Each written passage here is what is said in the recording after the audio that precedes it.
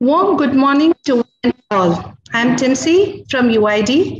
From all of us, I would like to extend a warm welcome to everyone joining us for day 3 of the online edition of Ahmedabad Design Week 2.0. As you all are aware, the second annual ADW event has been under the theme of Toying with Design, inspired by the carillon call of Honorable Prime Minister Shri Narendra Bhai Modi ji to make India the global toy hub. The event, though it talks and works, hopes to reiterate the concept of vocal for local and Atmanirbhar Bharat.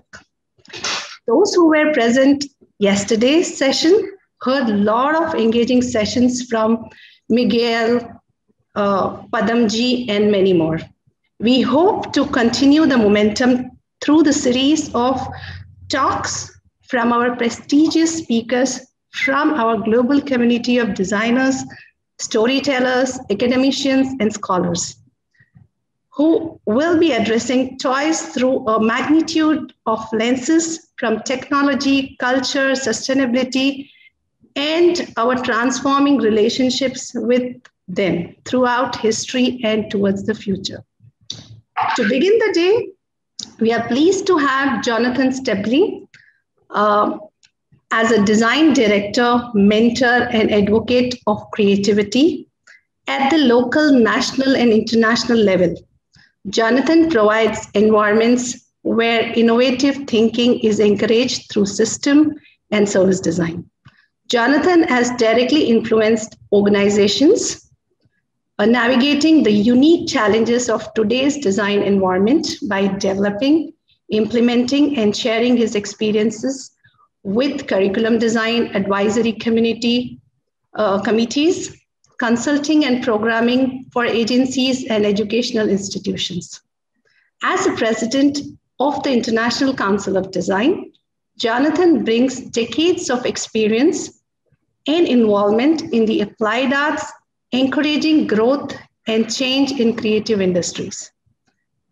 He founded the brand strategy and communication agency, the Notice Group, in 2000, is the former director of creative services from HCMA Architecture Plus Design, past president of Graphic Designers of Canada, GDC, previous GDC National Ethics Chair, and past president of the Vancouver chapter of the Canadian Association of Professional Image Creators. He was also a founding committee member, organizer, and co-host of Creative Morning Vancouver. Currently, Johnathon is contributing his experience in diplomacy, intergovernmental, organizational, and departmental relations as the Chief of Staff from the Squamish Nation in Canada. So please join me in welcoming him. And over to you, Johnathon. Welcome. Thank you very much. Thank you very much. I deeply appreciate that. It sounds like a very long introduction, but after a few years of working, you end up adding a few titles. Thank you. Yeah. I appreciate that. Sure. Thank you, sir. I'm just going to start my presentation.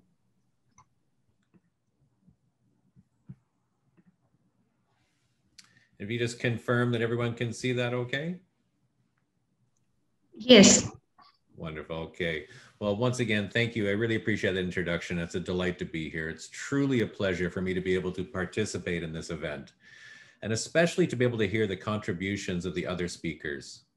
The International Council of Design, established almost 60 years ago, represents more national professional designer associations than any other organization, and also counts amongst its members design education institutions and design promotion entities. Therefore, our focus on design very much represents the perspective of practicing professionals. We were founded in the 1960s by European national professional designer associations. With time, members from North America and the early Asian tigers, Japan, Taiwan, and South Korea joined. But in recent years, we have become really international, reflecting the rising influence of the Asian economies, the South, and a truly global economy. we have been particularly involved with the rapid development of the Chinese designer economy. China now is the home of more EcoD members than any other country. These global influences have deeply and fundamentally affected EcoD's structure, perspectives, and agendas, making us more diverse and more attentive to the social obligations of designing. India, of course, is another awakening giant economy. We are very aware of the need for EcoD to greatly enhance our involvement with India and its vibrant designer community. And for those reasons, I am very happy to be here today, hoping to generate new friendships and collaborations. Toying with Design. It's a fantastic title and invites great latitude. I'm going to take advantage of that opportunity to present EcoD's particular perspective on the challenges and opportunities facing today's designers. So please bear with me while I toy with basic terms and present a particular view on the very long history of designs and the very short history of designing.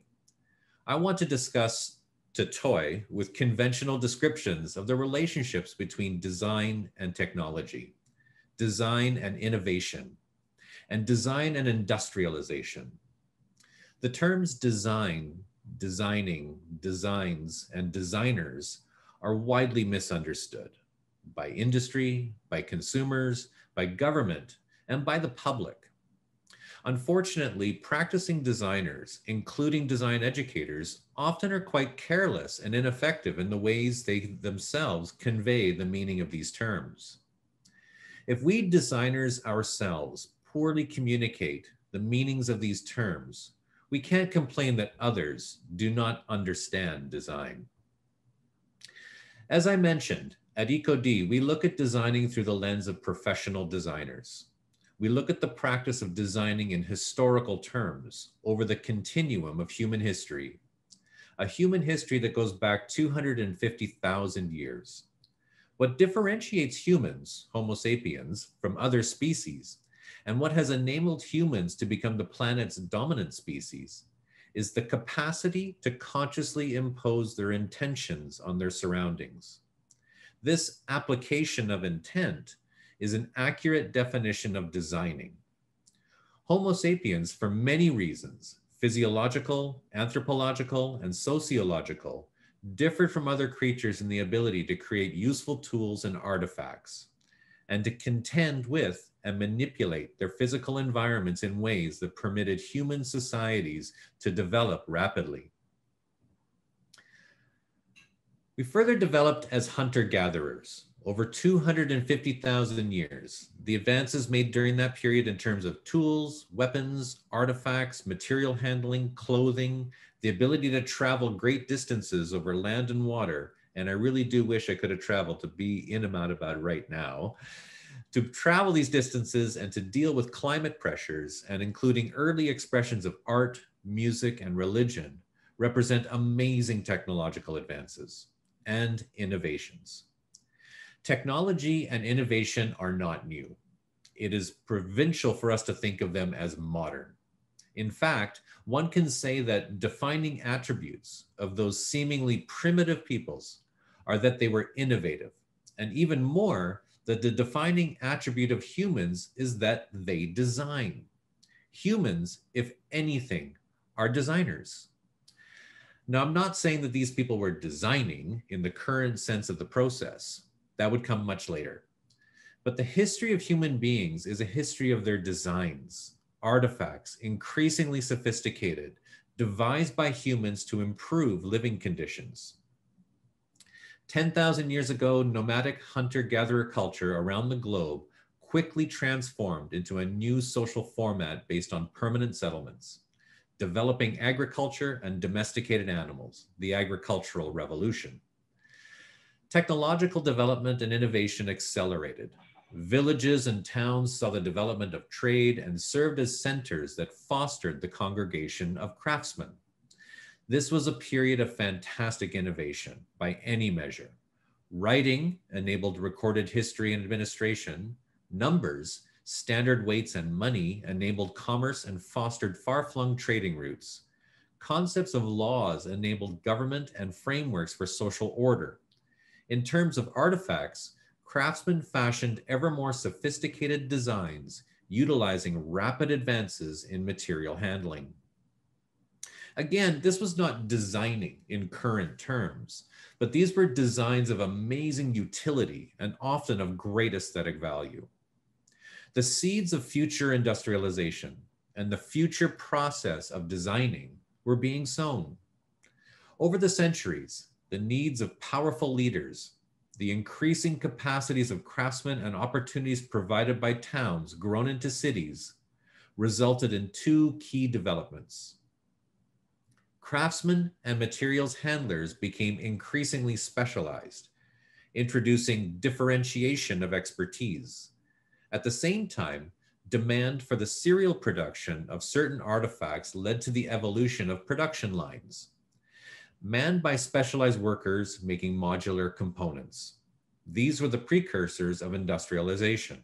And very importantly for our discussion, among the specialists were the experts who planned the processes.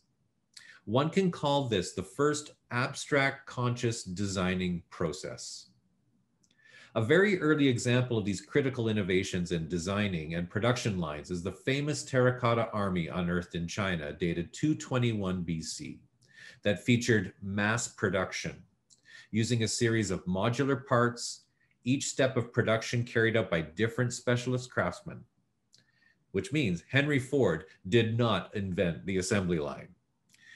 Movable type was used in China in 1045, centuries before Gutenberg. In the year 600, in the city of Teotihuacan, a huge metropolis of 200,000 near today's Mexico City, at the time one of the largest cities in the world, pottery used for ritual purposes was produced serially, using molds, again, requiring a specialized abstract designing process. At the end of the 15th century, 30 to 35,000 different books were being issued in Europe, totaling 10 to 20 million copies. Again, this required specialized division of labor and a conscious designing process. In 16th century Venice, 16,000 workers worked on an assembly line that featured 100 ships being built at the same time, completed at the rate of one a day. Specialized laborers using standardized interchangeable parts in a moving assembly line, a process that could not happen without sophisticated designing processes and expertise.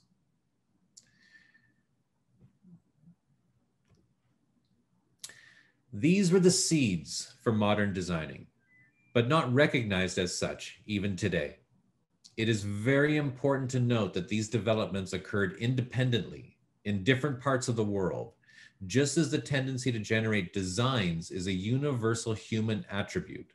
So the seeds for modern designing were sown around the world, and certainly are not the provenance of any particular region. To be clear, designing is not Western and never has been.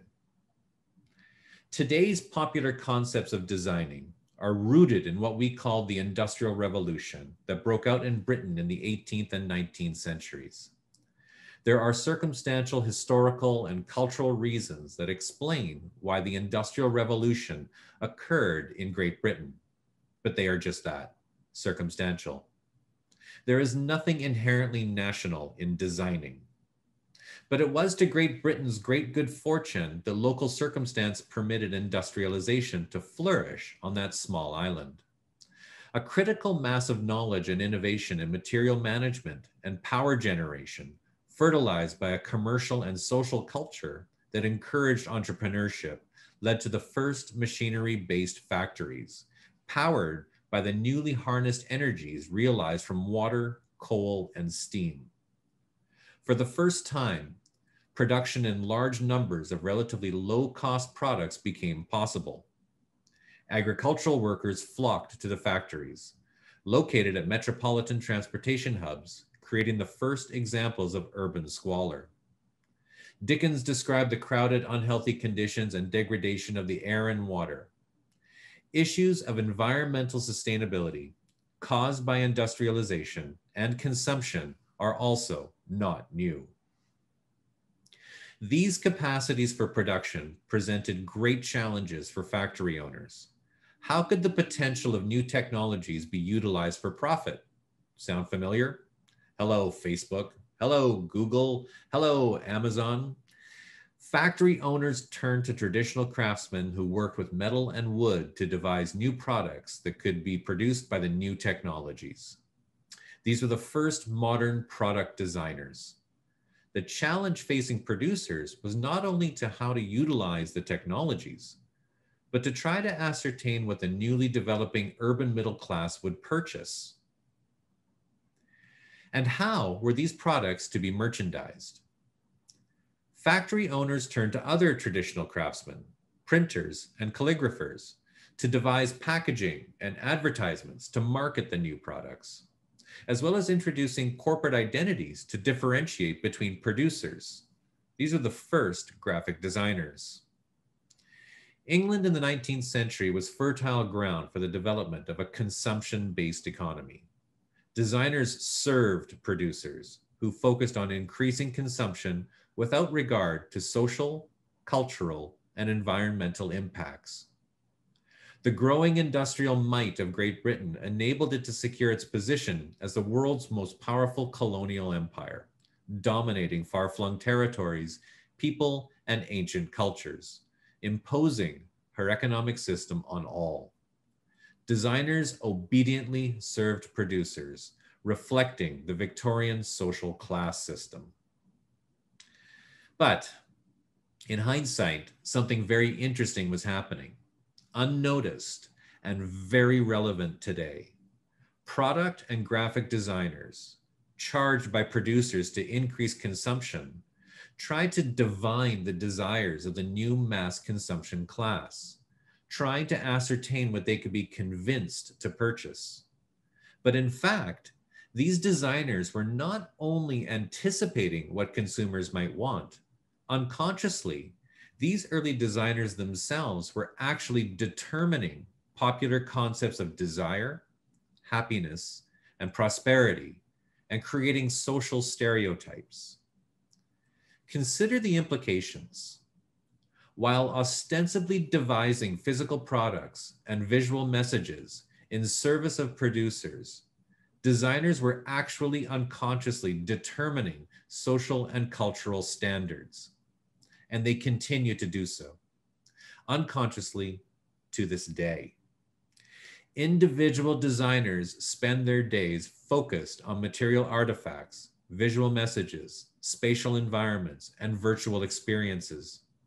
But collectively, they are unconsciously fashioning abstract human culture and behavior. That is an amazing idea that describes awesome power and influence, especially because that consumption culture and economic model reflecting 19th century Victorian England very quickly became the dominant global economic model, to this day implemented around the world. More than a culture or economic system, unbridled consumption without consideration for the social, cultural, and environmental implications has become a religion.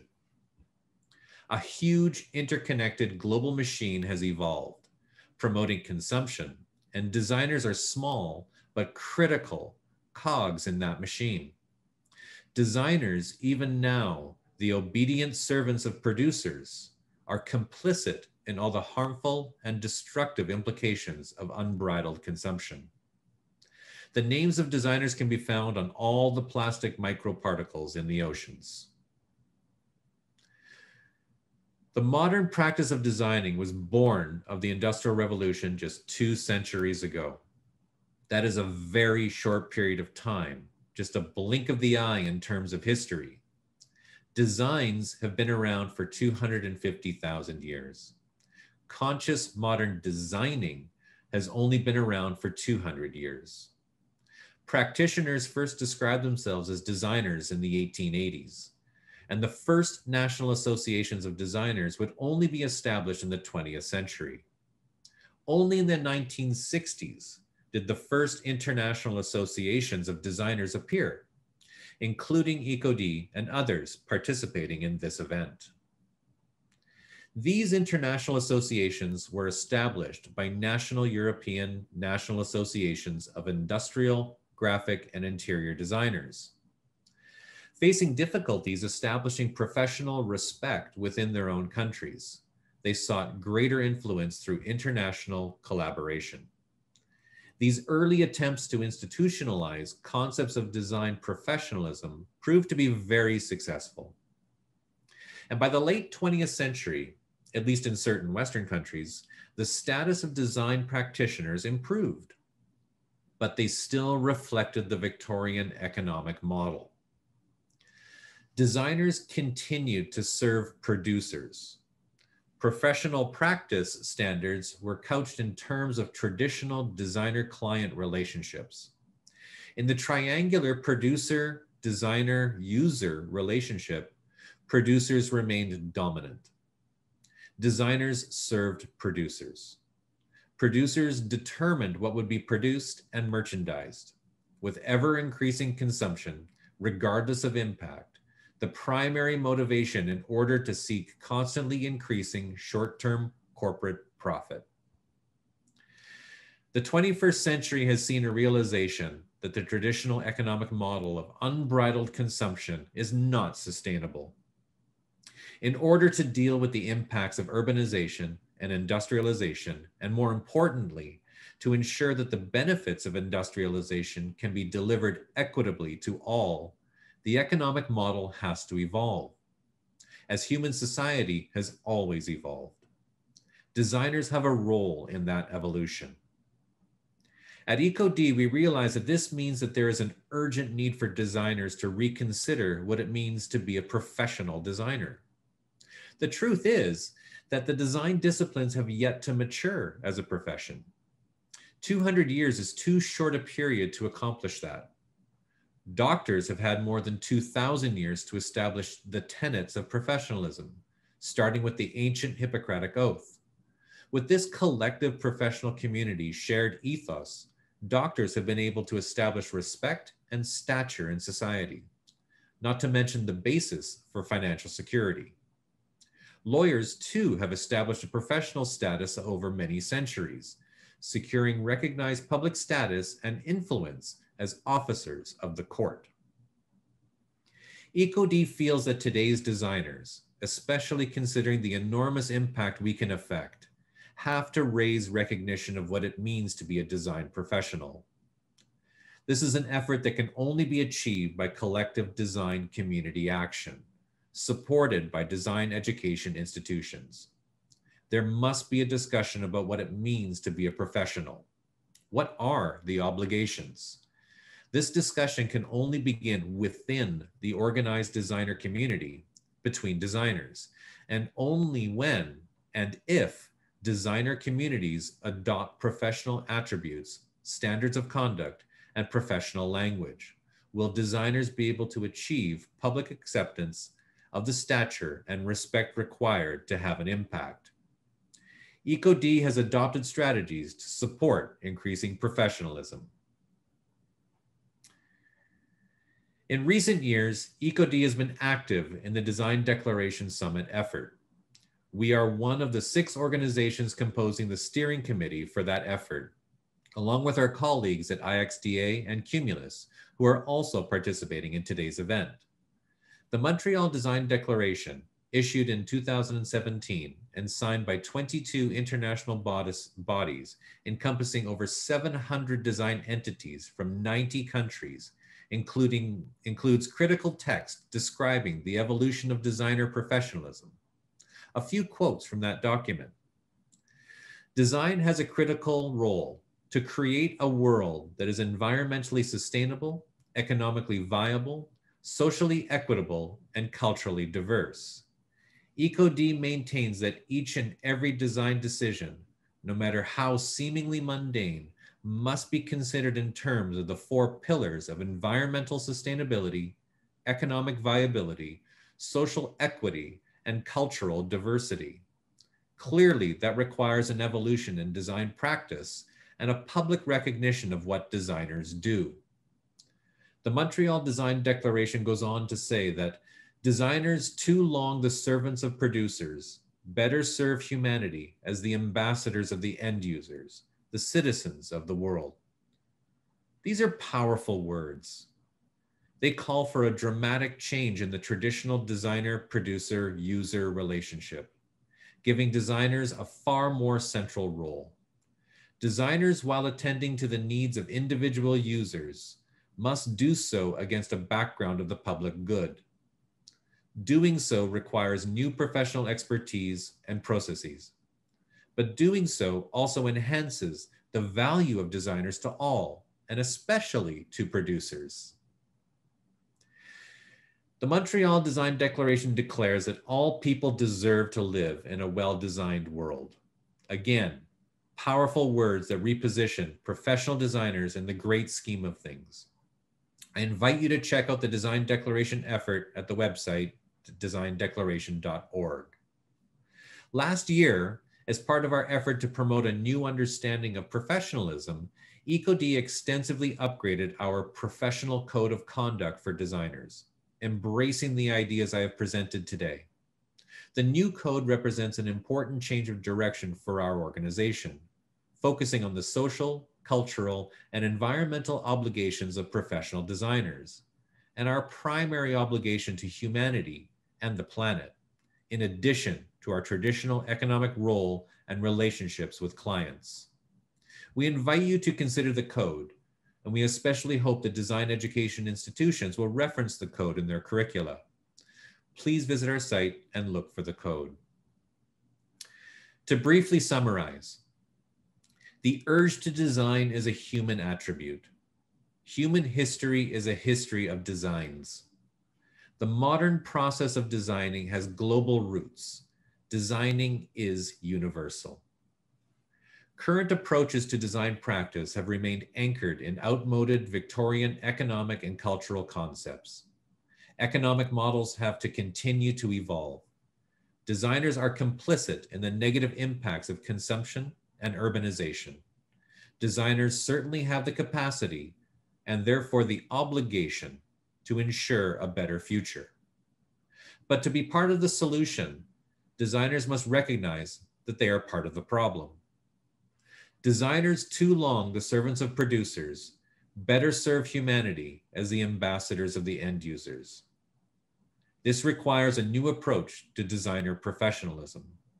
We can only spread these messages through collective action, through professional communities and educational institutions.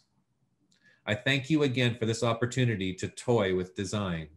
I hope I have been able to provide some new perspectives and to introduce the International Council of Design.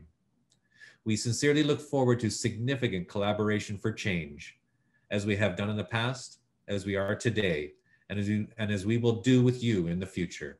Thank you for your time. Thank you so much, Jonathan. Now I open this session to questions from the audience members, and interestingly, we have a few questions. So I would start with the first one, which asks, as an educator and practitioner of innovation, what should students do to widen their horizon or spectrum of thoughts? Of thoughts? Yes.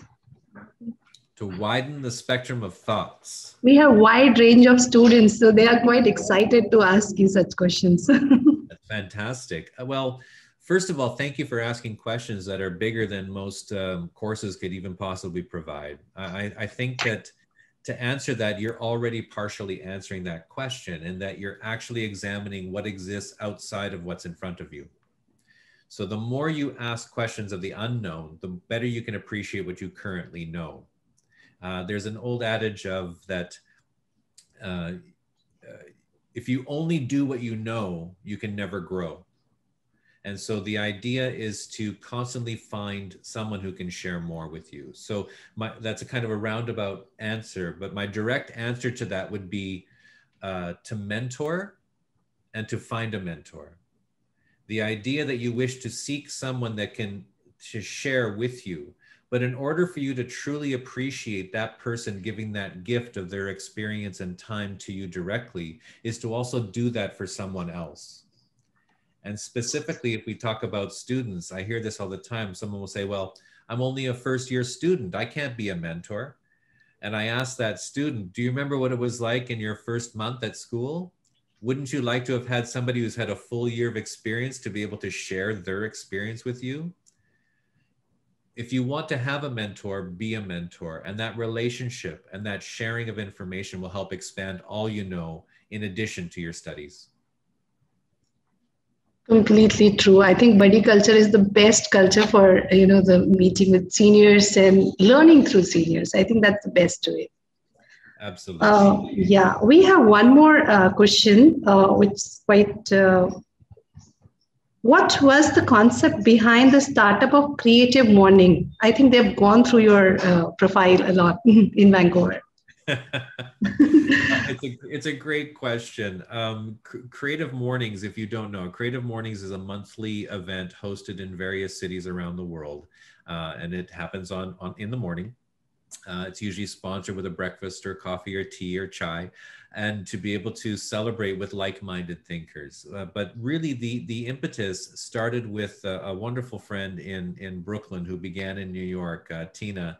And so she created the first one in New York. And we were fortunate to have worked with her and to created the 8th chapter in the world, which was the first one in Canada, in Vancouver, my hometown, which is currently very dark right now. It's kind of nighttime. But the question was the impetus behind it. The impetus behind it is that no matter how community focused you think you are, we're still siloed. We end up talking to ourselves, and we're too critical. When we get right down, I think we spend too much time criticizing and not enough time celebrating cultural sovereignty, celebrating diversity, celebrating accessibility. And so the impetus was to just create this free event in the morning, come together, listen to someone talk about creativity. And it wasn't always typical creative. We had the mayor of the city, we've had chefs, we've had politicians, photographers, mountain climbers, people with ranging challenges and accessibility aspects. So, it was just and musicians and artisans. And so I'm getting excited because, 10 years I devoted to that program. I'm no longer with Creative Mornings, but I will always be an attendee because the community side, bringing everyone together to hear a story of inspiration or influence, is how we expand what we know and realize that there's more possible than what we ever imagined. Wonderful. That's quite interesting because in India, there's like everywhere we have small chai corner where everyone meets, like it's called as chai pe charcha and things like that. And I think that's where, again, if I see, have you started with the roots of Asian periods till now? I think that's coming back. And I think we need to go back and understand the past. I agree.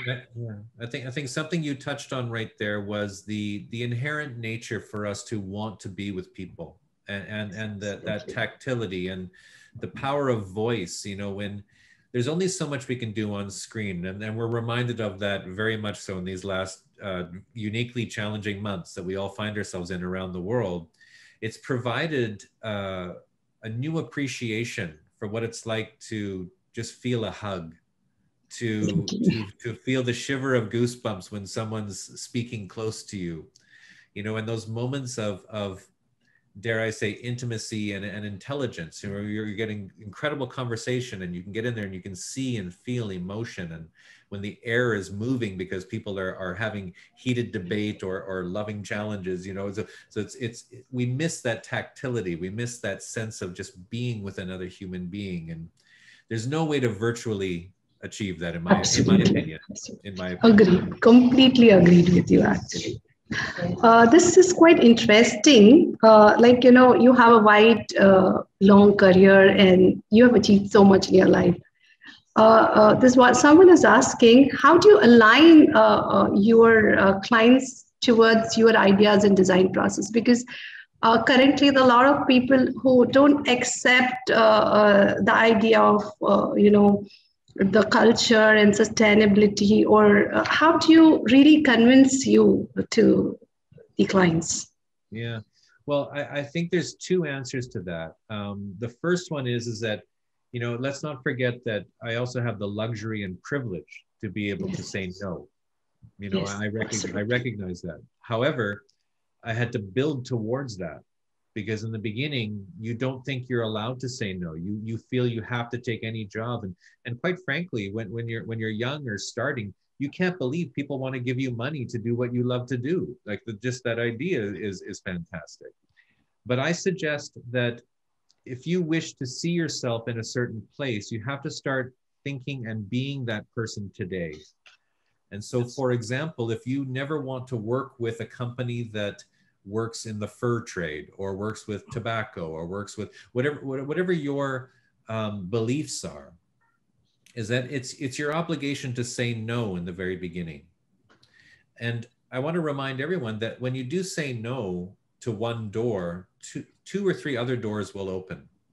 You know, you might miss one chance, but if you're in that chance, then you're missing all the other chances that are also happening.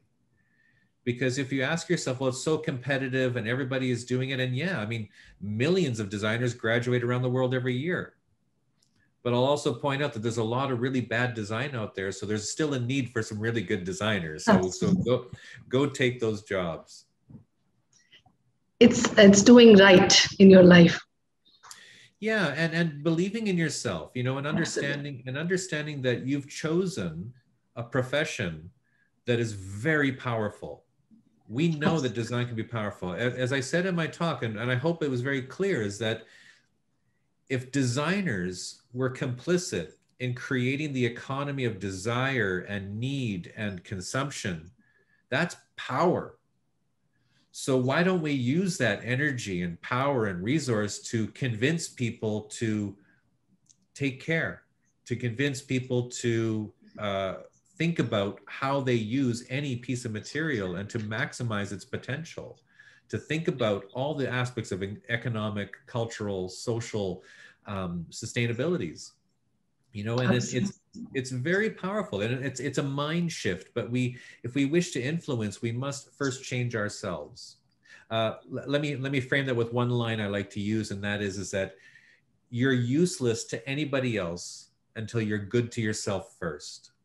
Perfect. So be the client you wish to attract. Be that person. You'll find people that think like you. Absolutely. So perfect. I think this is quite interesting. How do you manage to balance the power of design in community, locally, nationally, and internationally? How that impact comes so well? Oh, I have to admit, by being curious, you know, you ask the right questions, and not being afraid to approach people to ask them how they got to where they are, and also by accident. I can honestly say that, you know, my chosen professions were through creativity, but creativity was my license to do what I love to do, and that is working with people. I love working with people. When it comes to diplomacy and advocacy, intergovernmental relations, interorganizational relations, collaborations, partnerships, you know, all those things come from a desire to just want to meet new people and to be able to see what we have in common and to share in that. And so the question that was originally faced, sorry, I hope I didn't lose the question there, but the question about balancing or sorry, expanding from local, national, international was just you once you start committing yourself to your community, which seems really big at first, suddenly becomes small. And then you want to reach out from there, and suddenly you go from city to state to country to multi-country. And I have to admit, I sometimes turn around and go, how the heck did I get here? I don't understand how that happened. But it's really just being curious, asking the right questions, and doing a lot of listening. You know, when you're listening and learning, you find what skills you have to bring forward, but also what opportunities exist. There's no one way. There's no recipe I can say on how to get or to do anything. all I can say is stay curious and and be present. Like I guess that's the lesson. Don't wait for anything to come to you. Go get it. I think your interest towards multicultural understanding, history and all actually has added up on this. This is what I can see. So sure. Quite interesting. I mean, maybe this is quite a last question, which I can say there are many more, but we are limited with time. So which is your best project or a work which really can inspire any of our students? Well, that's a tough one because, well, first of all, I know I don't have a favorite anything. Every day I'll give you a new top 5 list, depending on what I'm in the mood for. But the question is I think the question is too focused on a thing, yes. You know, an item. And when you're designing, that's when you flourish. That's when you're learning, you're growing, you're doing iterations and challenging yourself and your clients. And that is the win. You know, that's the magic. That's where things happen. That's where things change. But the question is wrapped around acknowledging a finished product or a finished item. And I will honestly say that I feel my greatest reward or greatest treasure or greatest artifact did not come from my chasing career work, but came from my chasing advocacy through volunteer work. And so working with the Graphic Designers of Canada, working with the International Council of Design, the greatest products is when you can produce something that you know is going to be meaningful and goes beyond you and anybody else. And so the most recent example of that is, I'd have to say, is our professional code of conduct, where it began as something which is quite strong, but got way better because people from multiple experiences and nationalities and cultural perspectives and economic perspectives brought this together to create a much more fulsome document that truly understands the heart and intention of being, of taking responsibility for your actions. And so that would be my most current example to answer the question. And I hope that documents like that and artifacts like that are inspiring to students, because it literally is the recipe book on how to be better than anybody else. Because if you want to be more professional, if you want to be better, if you want to understand the 4 pillars of understanding social, economic, cultural, and environmental impact, then you need to understand more about what that could do for you. Wonderful. Thank you so much, Jonathan, for your unique, comprehensive narrative on design and its roots from ancient times to current impact on technology, issues of environmental sustainability, and social as well as economical model. I also appreciate your take on how critical is the role of current designers to serve humanity. And thank you so much for this wonderful presentation, Jonathan. Thank you so much. My pleasure. Thank you for the invitation. All the best to all of you. Thank you very much. Thank you so much. Bye-bye.